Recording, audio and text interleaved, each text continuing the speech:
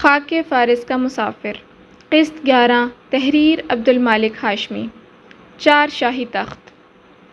بم شہر کا مسافر خانہ زیادہ مہنگا نہیں تھا، بس ذرا سا مہنگا تھا۔ چارپائی کے حساب سے کرایہ تھا، نتیجتاً مجھے پورے 400 تومان دینے پڑے۔ اگر کوئی مسافر ہوتا تو شاید بوجھ ہلکا ہو جاتا، لیکن مسافر ہمیشہ تنہا ہوتا ہے اور تنہائی کا کرایہ ہمیشہ زیادہ ہوتا ہے۔ مسافر خانے کے نگران نے چابی تھماتے ہوئے فارسی میں کہا، تم ان 4 تختوں کا کرایہ دو گے؟ میں چونکا، تخت؟ گویا میں کسی عہد رفتہ کا بادشاہ ہوں، کسی قدیم سلطنت کا حکمران، جسے یکدم 4 تختوں کی ملکیت سونپ دی گئی ہو۔ ایران میں چارپائی کو بھی تخت کہتے ہیں، اور میں حیران تھا کہ میری مسافری میں ایسی بادشاہت کیسے نصیب ہو گئی۔ میں نے اپنے شاہی ہونے کا بھرپور فائدہ اٹھانے کا سوچا، یوں ایک ایک کر کے 4 تختوں پر سو کر دیکھا، کبھی ایک پر پیر پھیلائے، کبھی دوسرے پر تکیہ رکھ کر نیم دراز ہو گیا، جیسے پرانے بادشاہ اپنی وسیع سلطنت کے مختلف خطوں میں قیام کیا کرتے تھے۔ یہ جمعے کا دن تھا اور شہر سویا ہوا تھا، نہیں بلکہ شاید جاگتے میں خواب دیکھ رہا تھا۔ بازار خاموش، دکانوں پر بڑے سے تالے، گلیوں میں ہوک عالم تھا۔ میں نے کچھ دیر ارد گرد جھانکا، مگر جب ہر دروازہ بند پایا تو ہوٹل لوٹ آیا اور تخت پر دراز ہو گیا۔ عصر کے بعد آنکھ کھلی تو سوچا کہ شہر کی خوابیدہ رگوں میں کچھ زندگی تلاش کروں۔ باہر نکلا، سڑکوں پر بے مقصد چلتا رہا، مگر بم اب بھی مدہوش تھا، جیسے کسی صدیوں پرانے وقت میں قید ہو۔ کھانے کی کوئی معقول جگہ نہ ملی، بازار ابھی تک نیم خوابیدہ تھا اور ریستوران کے دروازے بند تھے۔ ایک بزرگ بوتل۔ بھوک اندر ہی اندر مجھے کھائے جا رہی تھی، پیٹ نے بغاوت کا اعلان کر دیا تھا، مگر شہر ناشنا میں کوئی ایسا ریستوران نظر نہ آیا جہاں اپنی بھوک کو تسلی دی جا سکے۔ ایسے میں ایک چھوٹی سی دکان پر نگاہ پڑی جہاں شیشے کے فریج میں زمزم کولا کی بوتلیں دمک رہی تھیں، جیسے کسی صحرائی مسافر کو دور سے کسی نخلستان کے پانی کا سراب دکھائی دے جائے۔ میں نے بوتل کی قیمت پوچھی تو دکاندار نے چمکتی آنکھوں اور کشادہ پیشانی کے ساتھ فارسی میں اعلان کیا، این بوتل بزرگ 4500 تومان است۔ میں چونک گیا۔ بزرگ؟ میں نے ہونٹوں کو نچاتے ہوئے دہرایا، یہ بوتل بزرگ کیسے ہو گئی؟ کیا اس نے بھی عمر کے ساتھ تقوی اختیار کر لیا ہے یا کوئی روحانی سلسلہ شروع کر دیا ہے؟ دکاندار ہنس دیا، ایسا کہا جو شاید تہران کی گلیوں میں گونجتا رہا ہو۔ نخیر آغا، بزرگ یعنی سائز بڑا۔ میں نے بوتل کو غور سے دیکھا، واقعی نسبتاً بھاری بھرکم تھی، مگر یہ بزرگی تو نہیں، یہ تو محض فربہی ہے۔ تو چھوٹی بوتل کو کیا کہیں گے؟ بچہ بوتل؟ میں نے معصومیت سے پوچھا۔ دکاندار نے ہنستے ہنستے پیٹ پکڑ لیا، نہ آغا جان، چھوٹے کو کوچک کہتے ہیں، بوتلیں کوچک۔ میں نے گردن ہلاتے ہوئے فلسفیانہ انداز میں کہا، تو مطلب یہ ہوا کہ ایران میں انسان ہو یا بوتل، عمر یا عقل سے نہیں، سائز سے بزرگ بنتا ہے۔ اگر میں زیادہ کھا کھا کر موٹا ہو جاؤں تو تم لوگ مجھے بھی بزرگ کہو گے؟ دکاندار نے آنکھ دبا کر جواب دیا، اگر ساتھ میں زمزم کولا لے آئیں تو کیوں نہیں؟ دونوں ہنس دیے۔ فریج سے ایک بزرگ بوتل نکال کر میں نے سوچا، بھوک تو اپنی جگہ، مگر آج ایک نئی لغت سیکھ لی، بزرگ یعنی بڑا۔ اور یہ بڑا سبق تھا، بزرگ سبق، یہ محض آغاز تھا۔ ایران میں تخت بھی بے توقیر ہو چکا تھا۔ ہمارے ہاں تخت وہ ہوتا ہے جس پر شہنشاہ براجمان ہوتے ہیں، جس کے ساتھ تاج اور جاہ و جلال جڑے ہوتے ہیں، لیکن یہاں ہر شخص رات کو اپنے بستر پر دراز ہوتا ہے اور کہتا ہے، میں اپنے تخت پر جا رہا ہوں۔ یعنی شاہی جاہ و جلال سے بھرپور تخت اب نیند کی پناہ گاہ بن چکا تھا۔ یہی ہوتا ہے جب تخت ملتے ہیں تو دسترخوان دور چلا جاتا ہے۔ میں نے سوچا، بادشاہی کے اپنے مسائل ہوتے ہیں، چاہے تخت 4 ہوں، مگر جب بھوک لگے اور کچھ کھانے کو نہ ملے تو بادشاہ بھی کسی عام مسافر کی طرح سر جھکا کر اپنے تخت پر جا سوتا ہے۔ نان خانگی۔ بوتل خریدنے کے بعد میں ایک چوراہے پر جا نکلا۔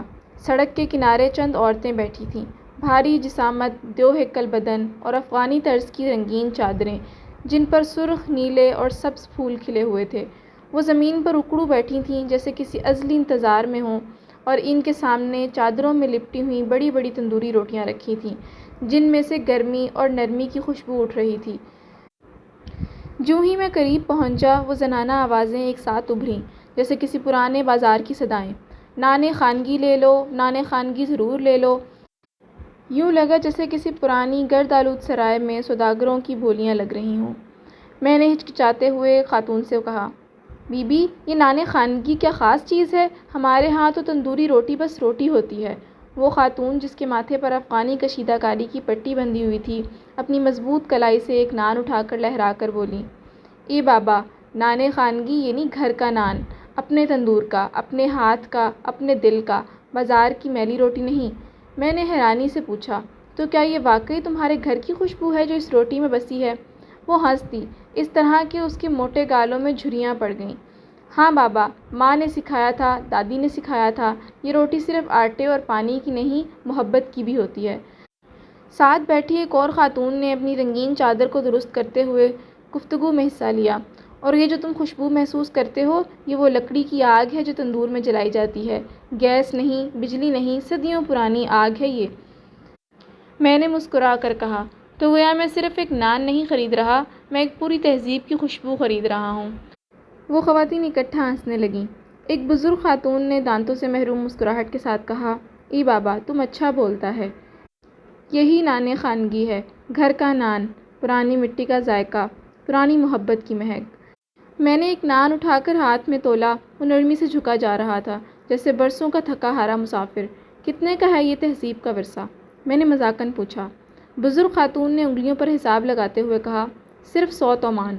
محبت سستی ہے بابا، نفرت مہنگی ہو گئی ہے۔ میں نے ہنستے ہنستے جیب سے چند سکے نکالے اور ایک نان لے لیا۔